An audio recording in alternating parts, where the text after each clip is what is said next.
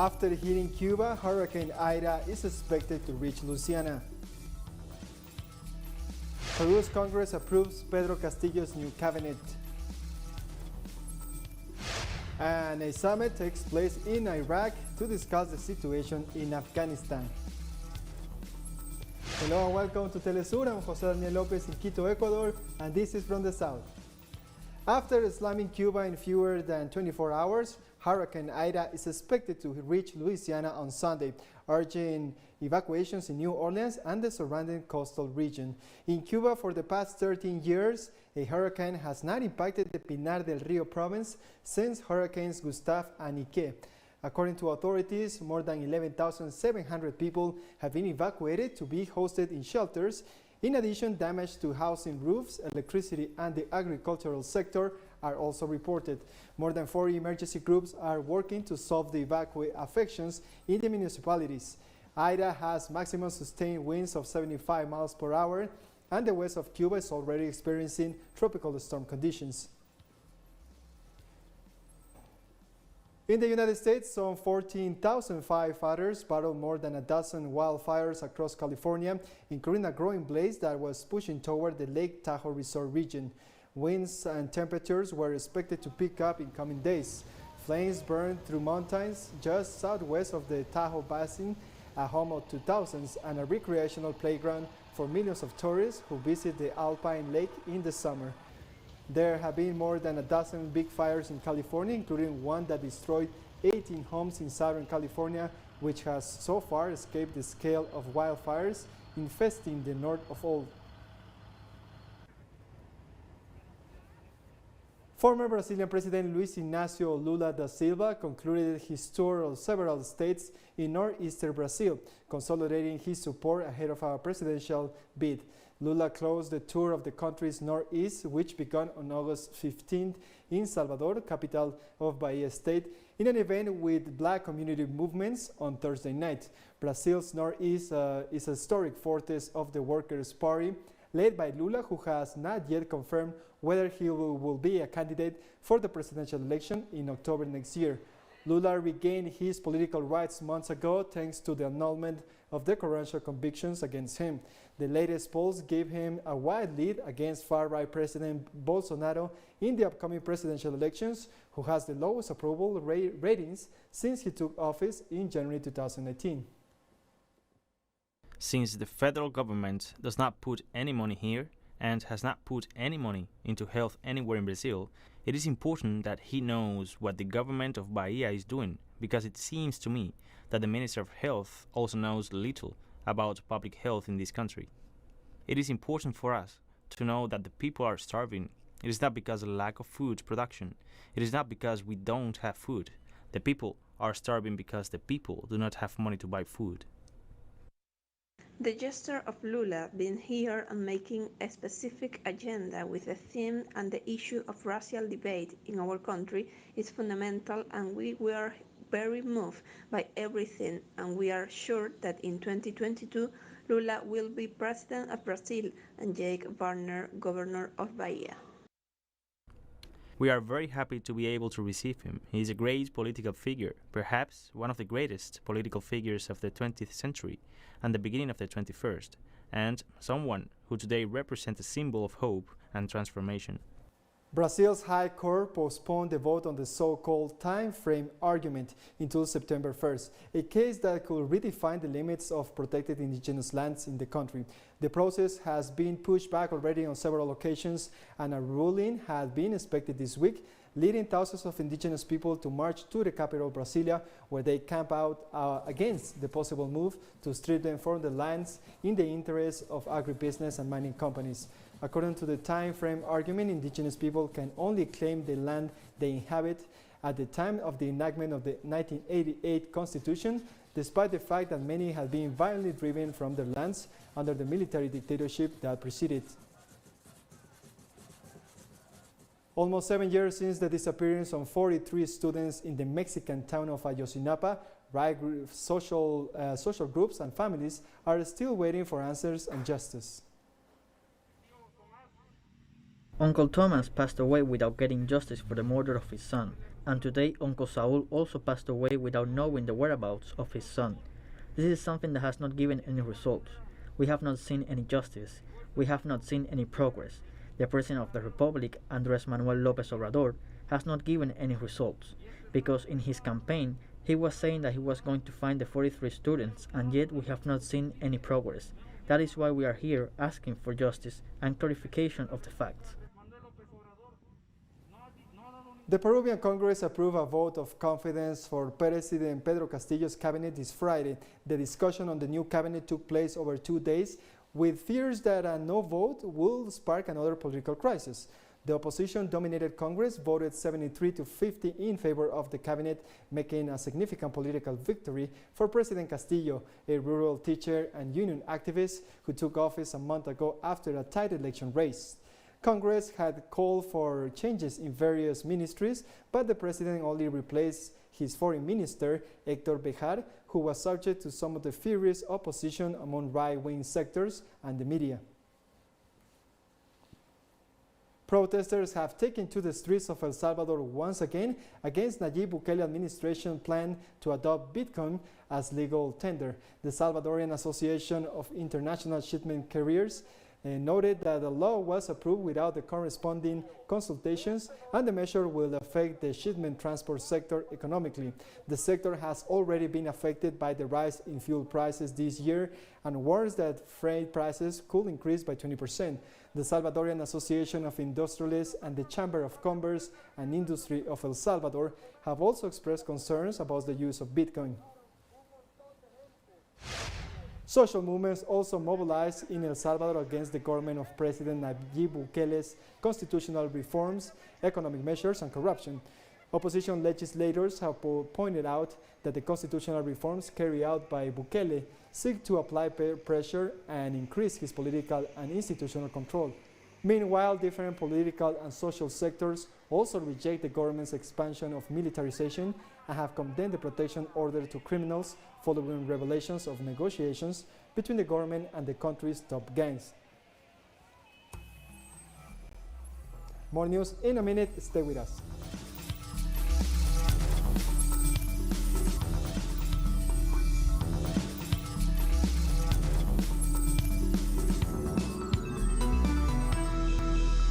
Welcome back. Over 40 isolation centers for treatment of COVID-19 patients have been opened in the Cuban province of Ciego de Ávila amid a controlling surge in cases. We have more details with our correspondent, Lisandra Andres. This is the Ciego Ávila Hotel in central Cuba. It became a pediatric hospital in the midst of the COVID-19 health emergency in the province and received all children in the territory over 1 year of age, either suspected or confirmed cases. We are increasing the overall quality of patient care. We are admitting the patient immediately when he or she gets sick. That is, no child of any age stays at home. All patients are being hospitalized, and that allows us to act swiftly against the disease and start the treatment before the child presents any kind of complication. And that is why the patients evolve with such a short stay, because they are also admitted at an early age. With capacity for 240 children, the medical staff and the hotel workers work hand in hand to provide excellent care to these little ones. All the treatment that these patients receive is guaranteed. This is something that all the provinces should take into account on seeing a centre such as this created. All the workers of this hotel have joined forces to function as a hospital. As you know, they do not have the experience and they are complying with all the protocols, and it's being done with great effectiveness. We continue with the mindset of taking care of people, but now there are children with COVID. It is a greater responsibility, and I think we are assuming it quite well. We are working with health professionals. They are teaching us how to work. Dr. Abel Dennis Rees highlighted that in less than 1 day, the facility was reconditioned to open as a hospital for children and adolescents. This Delta strain is highly contagious, and the virus is already spreading inside the home, within families. That is why we have so many infected children all over the country. And the fact of being able to have them in an institution like this is not only an achievement, but a triumph of our system. This can only be done in Cuba. It is unthinkable in any other part of the world to have a hotel serve as a hospital, because that requires resources, it requires money, it requires other means that sometimes seem so easy to get, but they are not. So the fact that a state, a country, a province, that a system decides to put into operation something as noble as pediatrics, a service such as a hotel, as a hospital, indicates the greatness of this country. Parents accompanying sick children are grateful for the care provided. When my girl got sick, I arrived at the hospital and they told me that I had to go to an isolation centre. You know that this frightens anyone. However, now I've arrived here, in spite of the nerves of my girl being sick and the fear one has about this disease, I'm also positive. As you can see, the conditions here have nothing to do with what I might have imagined upon learning that I was going to an isolation centre. Yeah. Cuban health authorities have warned about the high number of infections in children and young people in the last few months.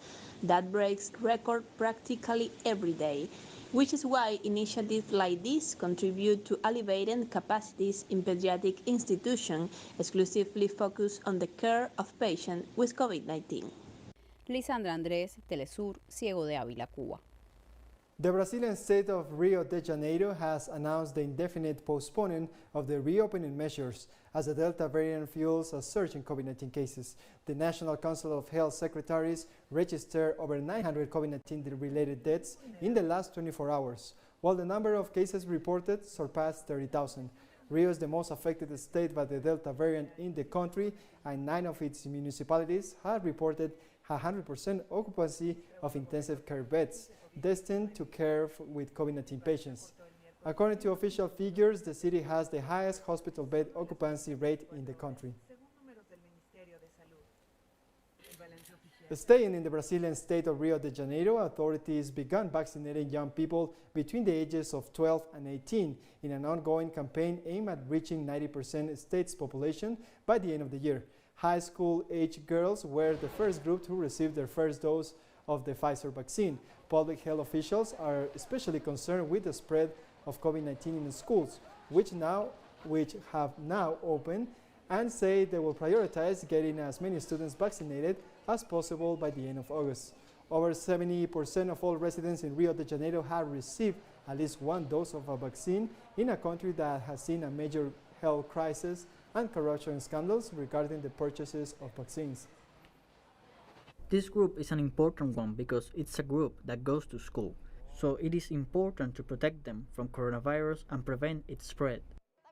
I have been waiting a long time for this vaccine, since last year, so I could return to a normal life. I want to go back to school, go out with my friends, and go back to my normal life. For the 7th consecutive weekend, thousands have rallied in Paris to protest against President Emmanuel Macron's COVID health pass. Demonstrators gathered at Place Joffre in Paris at the call of the leader of the prioritize political party, Florian Philippot. This is one of the 4 demonstrations planned in the capital for this weekend against the health pass. Under the system introduced progressively since mid-July, anyone wishing to enter a restaurant, theater, cinema, long-distance train, or large shopping center must show proof of a vaccination or a negative test.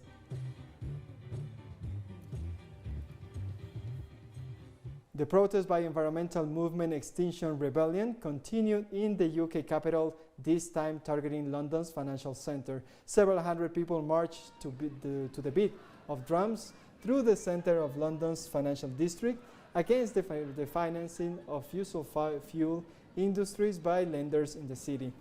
The group tweeted that they hope to highlight the UK's centuries-old complicity in extractive exploitation, target banks and corporations that benefit from colonization and contribute to the climate crisis. Protesters stopped outside the offices of financial legal service company Maples, putting up a poster reading "Built with blood money," and stressed that the firm uses tax havens to avoid paying its dues. Profit is not going to save us. We are now at the code red for humanity.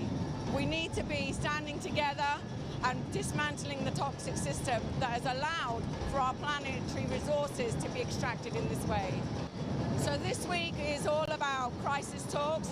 We are welcoming all movements, all peoples to talk and get together, because whilst we are divided, and the government's done a really good job of that in the City of London, we can't save human life. Human life is at risk here.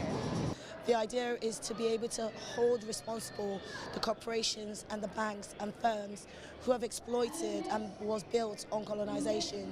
We want to be able to tell the truth and also show that the Global South needs our help more than ever. And we have more stories coming up after one last break, so stay tuned.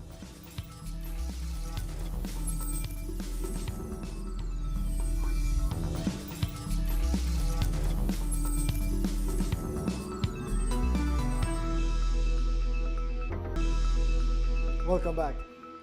Delegations from several countries arrived in Iraq's capital, Baghdad, to participate in a summit which main focus will be to diffuse regional tensions, in particular between Iran and Saudi Arabia.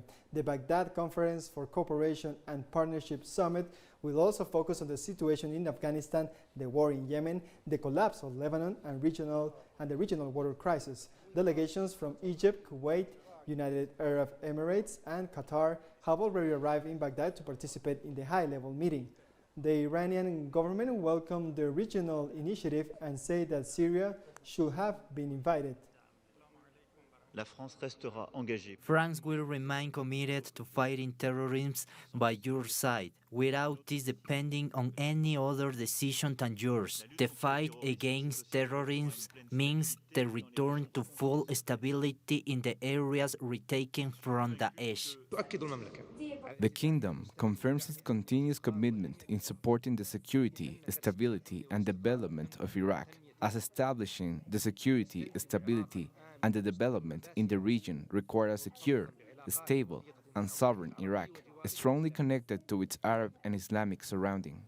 The United States military said it had carried out a drone strike against a planner of the Islamic State, Khorasan, the group which claimed credit for the deadly suicide bombing at Kabul airport.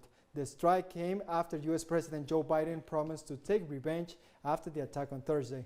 During his remarks from the White House, Biden reported on the U.S. service members killed, calling them heroes. He said the U.S. has an obligation to continue fighting terror. His message to those responsible for the attacks was, "We will hunt you down and make you pay." We will not be deterred by terrorists.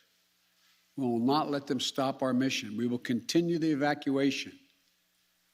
I've also ordered my commanders to develop operational plans to strike ISIS-K assets, leadership, and facilities. We will respond with force and precision at our time, at the place we choose, in the moment of our choosing.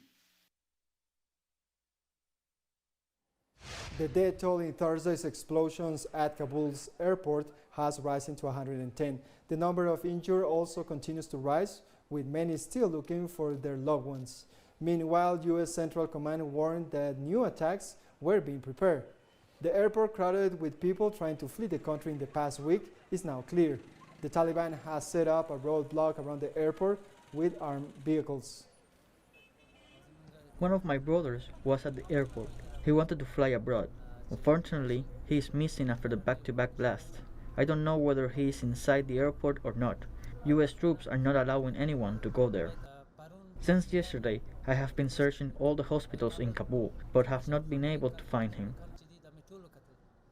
The United Nations Refugee Agency has warned that 500,000 people, 500,000 Afghans, could flee the country by the end of this year, and appealed to neighboring countries to keep their borders open for those seeking safety. The Deputy UN High Commissioner for Refugees noted that this figure is a worst-case scenario, and that so far there has not been a huge outflow of Afghans, but the situation with Afghanistan is changing rapidly. The UN official did not elaborate on what developments might trigger such a sudden increase in refugee numbers. The image of chaos in Afghanistan as foreign troops pull out is being used as a means to respond to present a supposed humanitarian agenda on the part of the United Nations that have intervened and warned in the country for the past 20 years. Meanwhile, the UK ambassador to Afghanistan has said that nearly 15,000 British nationals, Afghan staff and others at risk have been evacuated from Kabul since Operation Pirin began. The team here have been working until the very last moment to evacuate British nationals, Afghans and others at risk. Since the 13th of August, we brought nearly 15,000 people to safety, and about 1,000 military, diplomatic, civilian personnel have worked on Operation Pitting in Kabul, many more elsewhere. Thursday's terrorist attack was a reminder of the difficult and dangerous conditions in which Operation Pitting has been done. And sadly, I attended here yesterday the ceremony to pay our respects to the 13 US soldiers who died. It's time to close this phase of the operation now, but we haven't forgotten the people who still need to leave. We'll continue to do everything we can to help them. Nor have we forgotten the brave, decent people of Afghanistan. They deserve to live in peace and security. German Chancellor Angela Merkel, African Union President Felix Tshisekedi, and South African President Cyril Ramaphosa held a press conference following the Compact with Africa Summit. The unequal access to vaccines against COVID-19 was at the center of discussions.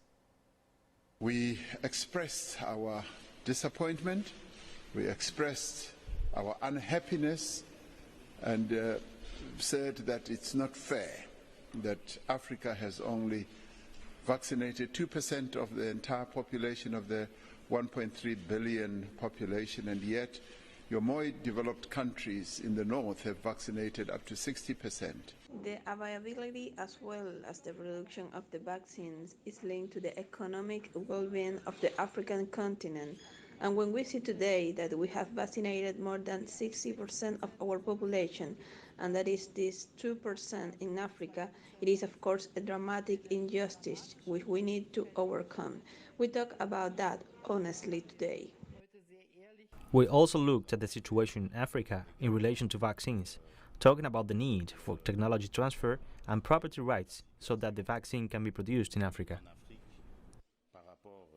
In Pakistan, at least 16 people have died in a fire at a chemical factory in the city of Karachi, where the search for the dead continues. The cause of the blaze remains unknown, and a spokesman for the Karachi police said that 16 bodies had been recovered and between 40 and 45 people were working in the factory when the fire started and had been trapped inside. The spokesman added that the factory had only one entry point, which was also being used as an emergency exit, and the roof exit was blocked, which badly hampered rescue efforts. My friends and family members were stuck in the fire. Many times, fires erupted in the factory, and we used to do it ourselves. This time, the fire was huge. We ran to the fire brigade. When they came, the fire had burnt the factory to ashes. A passenger boat carrying more than 100 people sank in eastern Bangladesh after colliding with another small boat, leaving at least 21 people dead and dozens missing. The incident occurred on a lake in the town of Bajonagar. A local fire service spokesman said drivers were searching the scene of the accident for more bodies, and the reinforcement had been called in from neighboring towns, as locals also joined the rescue efforts.